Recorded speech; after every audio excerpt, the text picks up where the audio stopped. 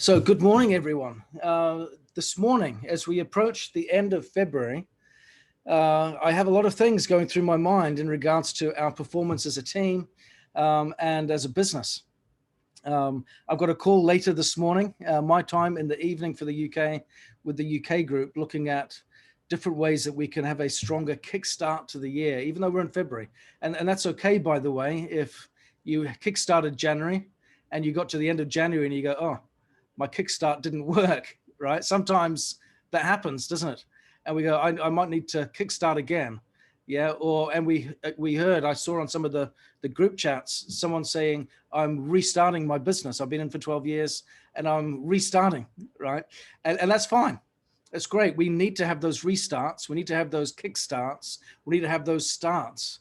But the critical thing is how. And one of the things that we've been discussing a lot of late is storytelling. Mike gave this wonderful challenge that I think all of you will have seen recently in the WhatsApp groups, to do a 1-minute story, your story of why you love the Niken water product, the waterfall. And some of you did amazing with that. I've gone through and I've watched all of those videos, and some of them are just really impressive. And I want to talk today about a key word, and that is marketing. We live in a business environment called network marketing. Now, the networking side is kind of what we're doing right now. We network, we connect together, we create the community. And we know from what Luis Kasuga, our CEO, is saying right now in regards to our vision for 2025, it's for us to create a community of wellness and a global wellness community that is unparalleled. So we've got to have, in order for us to achieve that significant, overwhelming sense of connectedness with that common goal and mission and cause, a strong message. What we need to do is know who we're reaching, what they want, why they want it, how we're going to connect, what message resonates, and so on. I used an example of my call with Dave yesterday. And you know, when we have family holidays, because we're a large family, I always come home from our family vacation needing a vacation. I'm not sure how many of you have felt that way when you're parents of little children and you go away and you take them on holiday. Yeah, even when we've gone places like Disneyland, we've stayed in Disney resort style hotels, and it's a family suite. It's still not big enough for us. And we're cramped in and we have all sorts of kind of crazy things going on where you've got to all go to bed at the same bedtime as the youngest child. Yeah, so that they can get to sleep. And then for the next 2 or 3 hours, everyone's going, shh, shh, shh. Well, hang on. The parents are doing that. The parents are doing that because the kids are too excited, right? They're on holiday. So the next few hours, you're trying to hush everyone to get them to sleep so they can have enough energy for the next day and get up at the right time. Then they're up at crazy hours, and then everything's just chaotic and manic and so on. But what are we looking for on a family vacation? Well, we're looking for maybe a Disney style park or ride or experience or something that will allow the children to burn off the energy that so many little children have. Give them a chance to experience something and to have create memories, something that's going to have ice cream nearby, for example. Yeah, something that's going to be fun and energetic, that's going to have swimming pools and splash pools and all sorts of wonderful adventures and things that we can do outside and inside, depending on the weather. But at the end of that, like I said, I'm wrecked. And then normally what Kim and I like to do is we'll have a family holiday, and then we'll always schedule a shorter break for just her and I. And that's a time for us to recharge. And we have a different holiday experience. We're not looking for theme parks and for rides and something where we can let off all of that energy that we've got. We don't have it. And I'm finding, as a 45-year-old father of a newborn, it's a different level of energy that I've got now to what I had when I was 25 with my first. But what we're looking for now is something that has a swimming pool and a hot tub somewhere that will deliver your drinks to the pool so you don't have to worry about getting out, somewhere where we can chill, somewhere where there's a spa treatment service, somewhere with nice restaurants and fine cuisine. We've got a whole different thing going on right there for us when it comes to what we're looking for. And the hotels we stay in, very different to the ones we stay in with the kids. Why do I say this? Because what we're looking for here is something very different. When we're looking at marketing to our key audience, we need to understand, first of all, who they are, target them, use so we can understand the right language and get to them in order to reach them at the level where they stand. I want to give a definition of marketing here and then share with you 6 key steps that we can take towards crafting the right marketing messages for building our business of the network. Okay, so first of all, let's look at what is marketing. So according to the American Association, the Association of National Advertising, they say relationship marketing. I'm going to start with this definition first. Relationship marketing refers to strategies and tactics for segmenting consumers to build loyalty. I like that. So they're focused there, relationship marketing. We're kind of involved in relationship marketing a little bit, aren't we, here? But that's talking about segmenting consumers into different categories so that we can build loyalty. That means if we're going to be segmenting, we're understanding who they are, what their needs are, and what are the different things that they're looking for. So we're understanding something about them in the first instance. Another definition of marketing. Marketing is the activity and process for creating and communicating, delivering and exchanging offerings that have value for customers, clients, partners, and society at large. So marketing isn't just about coming up with a great message. It's all about executing a great message as well. It's about communicating. What are we communicating? To who? To how? And how? And I would include in that, how frequently? Yeah, and in this world of social media and digital marketing, when applies, what time of day, how frequently, to what geography, to what demographic, all of that stuff comes into play, doesn't it? Marketing isn't just about getting a great story. It's about knowing who to execute, who to share it with, how to share it with them, and at what times. My favorite definition comes from the New York Times. They described marketing like this: the art of telling stories so enthralling that people lose track of their wallets. That's kind of cool, isn't it? The art of telling stories so enthralling that people lose track of their wallets. We want people to be able to do that. We do it for a good cause. This isn't selfishness on our part. We're doing it with great intent, because often people don't always know what's best for them. Yeah? So we need to help in that process. So I want to now go through, now that we've understood a little bit about what is the definition of marketing here, what are some of the parameters we want to work within? How can we craft the right story so that we can get that type of outcome as we build our audience and our teams? Okay, so let's look at these 6 steps. The first one is, number 1, identify your target audience. So here are some questions to ask to help us as we go about identifying our target audience. Once we know who they are, what are their pain points? What are their hopes? What do they fear? Which brands do they presently identify with? How do they see themselves within their existing communities? Okay, are there particular phrases that we can use to which they are more likely to respond? This is really important. But I remember very vividly when I wrote my book, one of the first things that we did when I sat down with my publisher was to create an avatar for the reader of the book. They wanted to know, first of all, what is my objective? What does success look like to me? That was the first thing that the publisher said. As a published author, what does success look like to you? And they said, and please don't say that the book will be printed, right? And you'll have a hard copy. That's a given. We're going to do that. That's the end result no matter what. And yes, it's going to be a great book. But what is success really going to look like for you as an author? So we started to define that and get very specific. And then they said, okay, based on those objectives, who is your audience? So I want to ask you a question, because before we define the avatar for your business, we need to define what success looks like for you. What does success look like for you?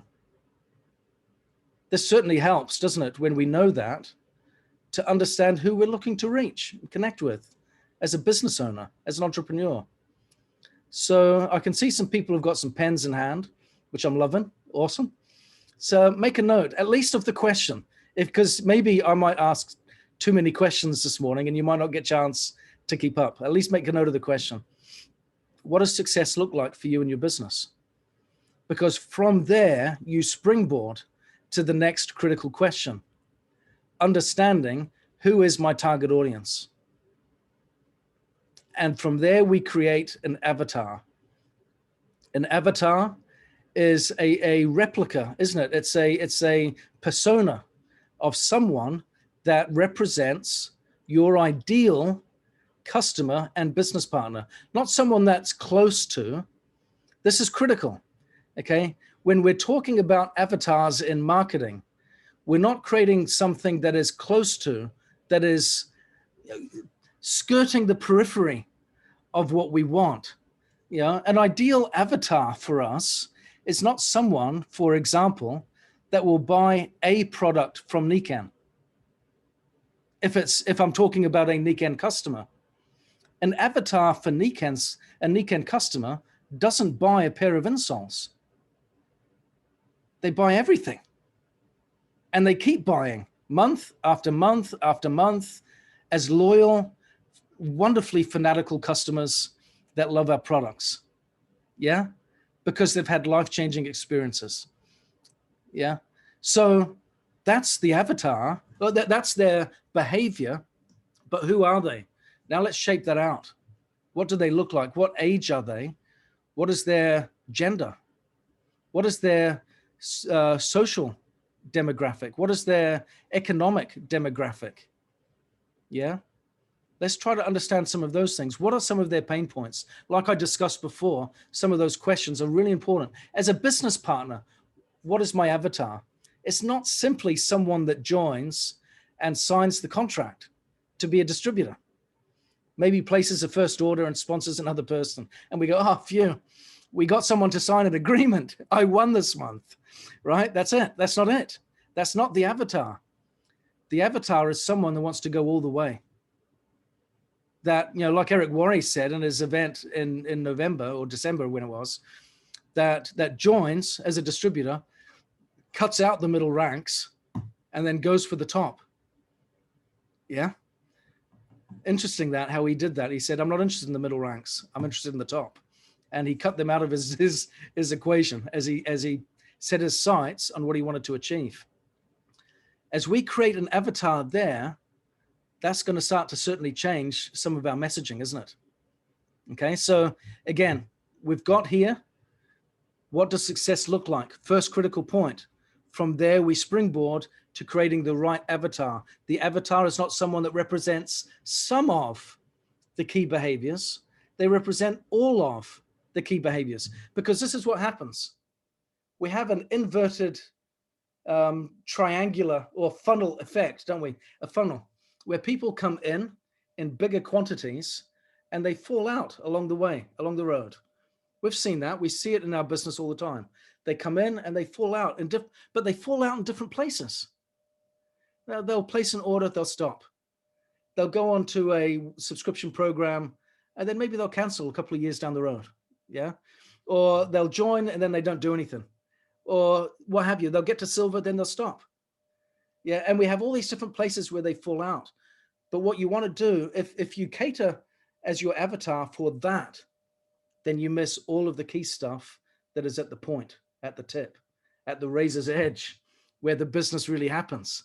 You've got to accommodate for that process, understand that it happens, but target your messaging to the key people at the point end, at the pointy end of the funnel. Yeah, that's really, really important. That's where the things really start to happen. So the second thing, like I said, we've kind of touched that, is kind of reviewing your own personal goals and get them specific. You've got your vision. What does success look like? Now, what are your goals? What are your goals for 2021? This is really important. I don't know of any marketing activities that aren't goal-oriented. We want to craft a great story, but we want to have purpose behind the story. I've been around advertising and marketing for a long time. My brother worked in advertising. My oldest brother worked in advertising when I was a young kid. And one of my first aspirations was to work in advertising. It's what got me into graphic design and working for a small advertising company in New Zealand a number of years ago, back when I was 21, right? But I was around the advertising industry, working, kind of playing around that space with some of the big agencies back when I was in high school, because I would go to his place of work and get to watch them all in action. And it was kind of cool to see some of these big advertising agencies in action.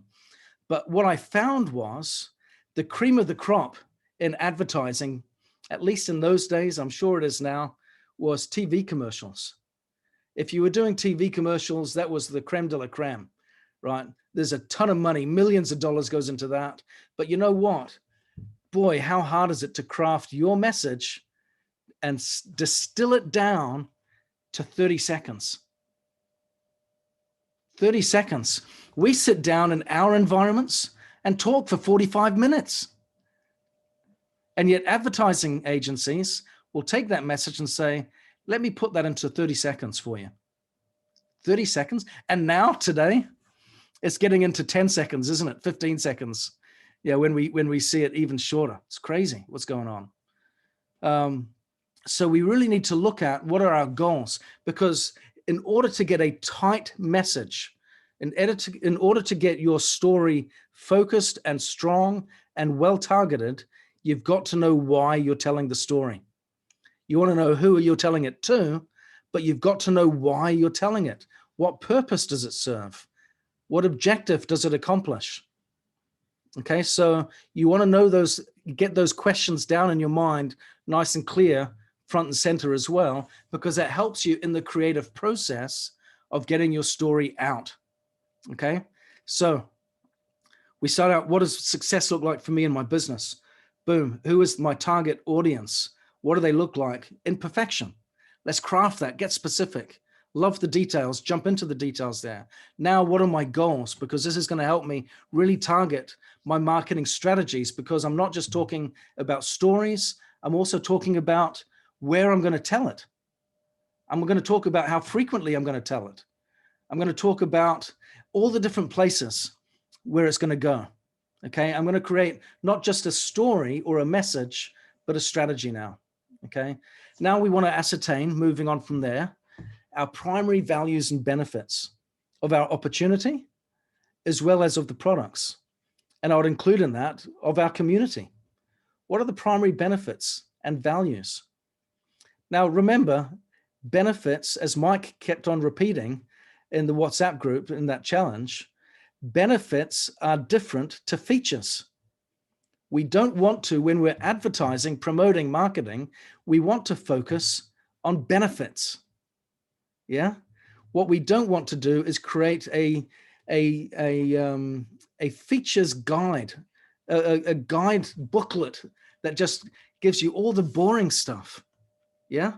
You want to give them the sizzle, not the sausage, as they say. Yeah. Give them the sizzle.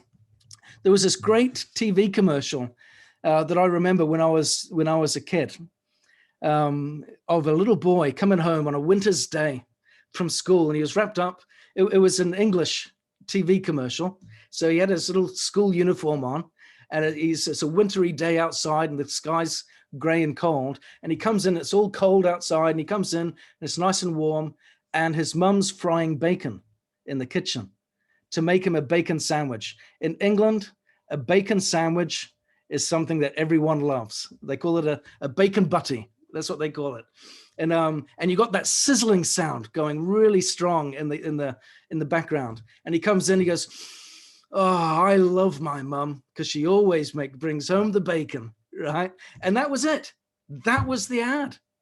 They didn't say that if you cook it in this kind of oil, it'll be better for your heart. They didn't say anything about the fat that's on the bacon. They didn't talk about where the bacon came from. They just gave the sizzle and that wonderful feeling of coming home to that smell. You couldn't even smell it because it's a TV commercial. Oh, but I could, yeah.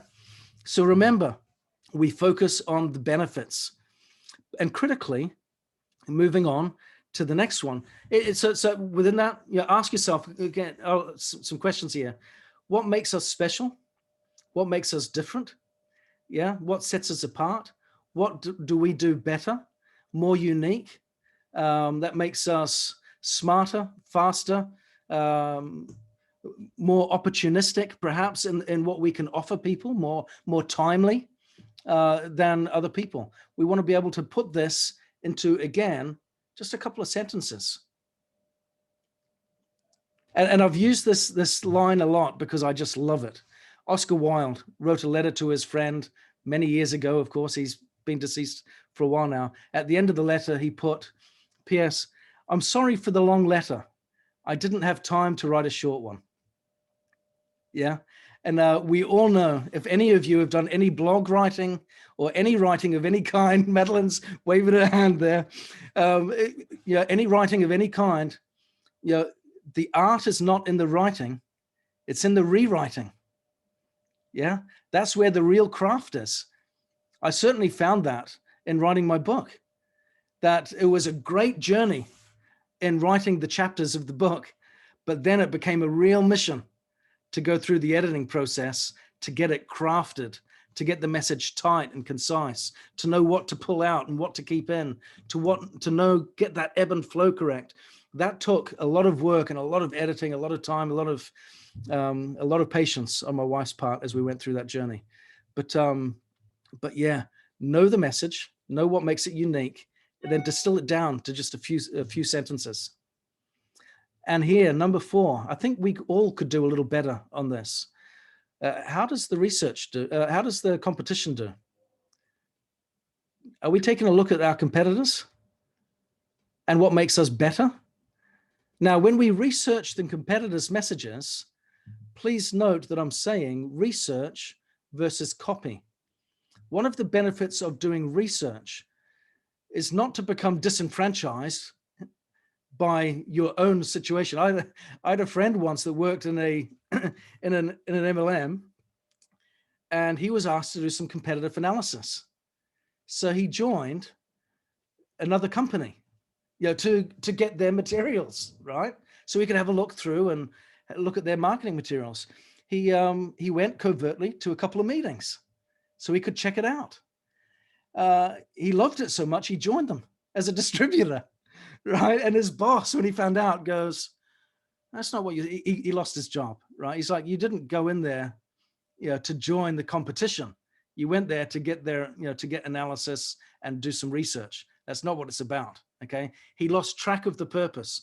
Keep yourself focused on the purpose of what you're doing when you're doing research. One of the benefits of research that I have found when I'm doing competitive analysis is that it helps me understand what is landing with my competitors' customers. What is working for them? Not just what are they saying, what is working and why is it working? Because if they're my competition, then their customers can be my customers. Yeah. And we're not going out there to copy them. Yeah. We want to outdo them. We want to outperform them so that we can win their customers, bring them over to our way. Yeah. But what are they doing and saying that is landing with people that I'm not doing and saying? Yeah, this should be a chance that gives us an opportunity to learn where we can pull our socks up a little bit and do a little better.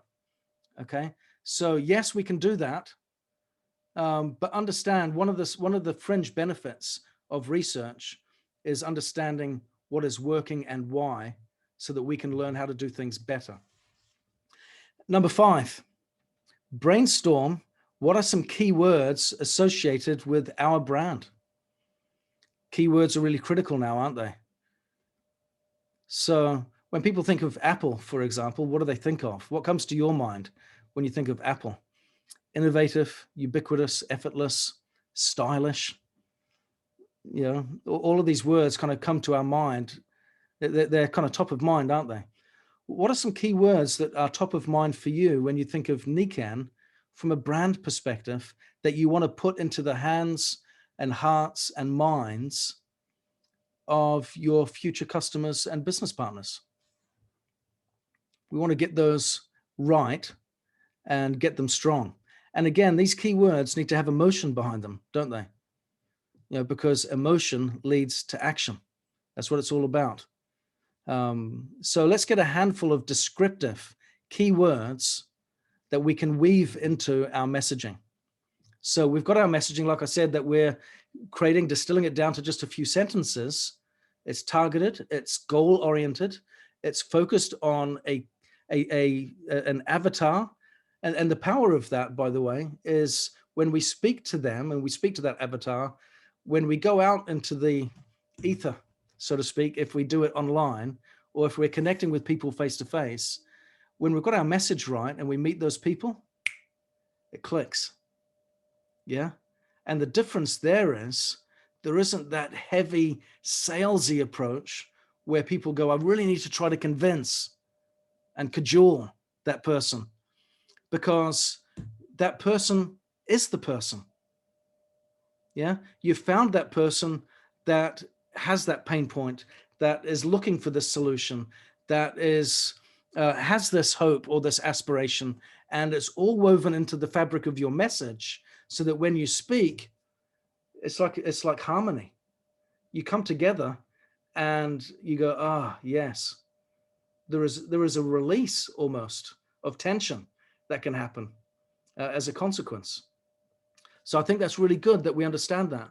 And then, like I said, if we've got those key words that we've woven into the fabric of those messaging, that messaging, I think, again, we just help to pinpoint and target all the more. And then last but not least, we want to test, and test. Because what we'll find is we can spend plenty of time getting all of that messaging right. But of course, whilst it remains on our desk, on our laptop, in our mind, we're never going to know for sure just how awesome it is until we get out there and share it with people. And it's a little bit like when I use that word test, this is what I like. Well, every test needs to get scored. And we don't have a teacher or an institution that's going to rate our test and give me my A. Yeah, I want an A or an A+. Right? Who's going to give that to me? The consumer does. The end user. They do it because they respond or they don't. They give you feedback. That feedback is the answer to your test. Yeah. So that's really important to recognize. What does that mean? It means that we value the feedback that we give them versus get frustrated by it. Because what it means is when we get that feedback, if they're letting us know by their results, by their behavior, my message isn't sitting with them, then I need to tweak it a little bit. Where am I falling short? Where am I missing out? Maybe I find that I'm making these great connections and I'm able to set appointments, but in my presentation, it's falling short there. And when I do my follow-up, they're not as interested. I should have better results there. Okay, I know at that place in the life cycle of my activity is where I need to evaluate what my message is and how it's performing, and I change it and I adapt, I tweak. Yeah, maybe it's in the follow-up. I get great response, and people are like, "Yes, we want to follow up." You follow up with them, and hang on, something just fell short there. What am I doing wrong in the follow-up? Yeah. So a critical part of that testing process is understanding the need for evaluation, observation and evaluation. If the more we can observe and evaluate our own behaviors, messages, and activities, and again, ideally, anyone that is into numbers will value this. you will be able to get a better sense of what is working the more you do it.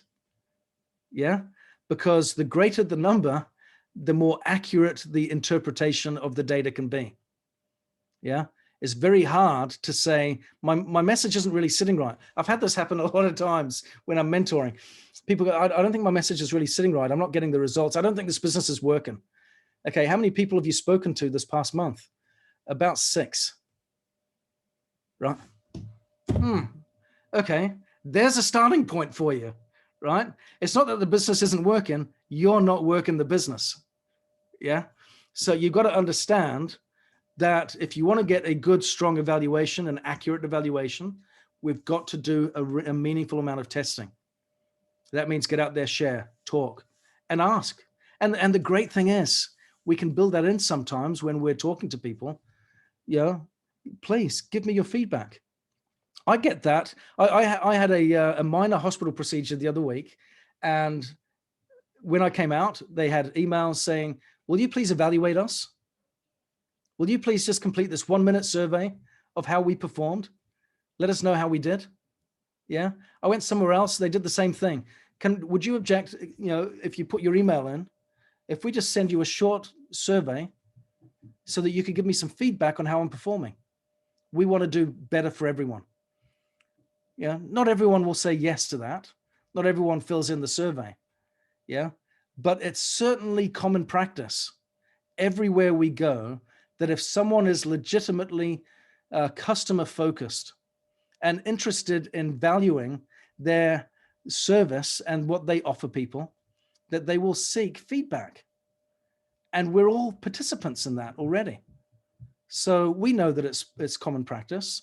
So we shouldn't be shy about soliciting that ourselves as we go about our business. So, and that could be part of our follow-up when someone says no. Thank you so much.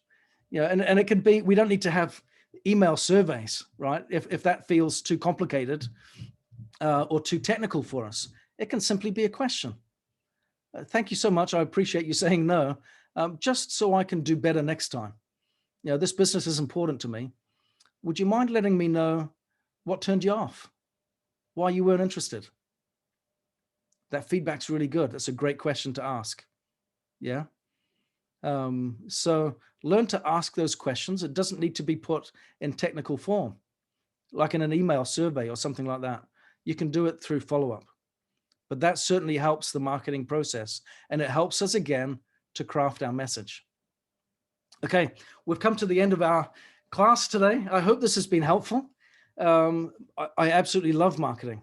I love the opportunity it gives us to be creative.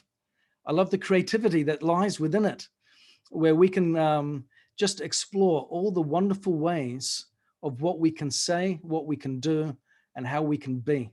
Storytelling is fantastic. And as marketers, we get to be great storytellers. So have fun with it. Yeah. One of the things that has often concerned me is we get so preoccupied with policies and procedures that focus on what we can't say. Yeah. And that we get caught up in that, and then we don't really end up saying anything at all. We talk without saying anything. And that's just terrible. That doesn't attract anyone at all. I've just had, just in quick conclusion, a request for the 6 points again. So the 6 points are, first, it's a kind of a 2-part process. Define what success looks like for you. And as a consequence of that, identify your target audience. Okay, so that's kind of a 1A, 1B, yeah? Identify your target audience. 2, review your business goals. Every marketing activity is goal-oriented. Every project has a deadline and has an objective and a purpose, has a budget and a plan. Yeah, when it comes to executing marketing projects, the same applies here. Yeah, without a purpose or an objective or a plan, all that stuff, we're just doing stuff. We fill our time doing things, but not things with purpose. And then we wonder why we're not moving anywhere. Ascertain our primary values and benefits. What makes us unique here? Number 4, research our competitors, what their messages are, and how they land with the consumer. Again, we want to know not just what they're saying, but why it's working, why the message lands so well. Number 5, brainstorm keywords associated with our brand so that we can weave that into the fabric of our message. Yeah. And the last one, test, test, test. And with the testing comes, of course, evaluation, fine-tuning, polishing, seeking feedback, and re-execution. Yeah. This is because ultimately with each test, we move on to stage 1, to stage 2, to stage 3. We just get better and better, don't we? That's what it's all about. So, and we all start somewhere, by the way. My son sent me this hilarious meme the other day of the theme tune. I think it's, is it of Universal? You know, at the beginning of each film, you know, Universal's logo comes out, and then it's da da da da da da da da da. Yeah, that song comes out, and it's big and it's bold and it's just momentous in the way that it's presented, and it's played on a recorder by someone that is clearly a beginner, right? And they're splitting, it's obviously a joke, right? And the notes are cracking and it sounds off pitch, and it's just absolutely terrible to listen to, so much so that it's hilarious, because something like that should never be played by a recorder, right? So there's the juxtaposition, the irony of that makes it wonderfully funny. But why do I share this? Because if that's how you sound getting started, like you're trying to do something great, but it's on a recorder versus with a wonderful orchestra, right?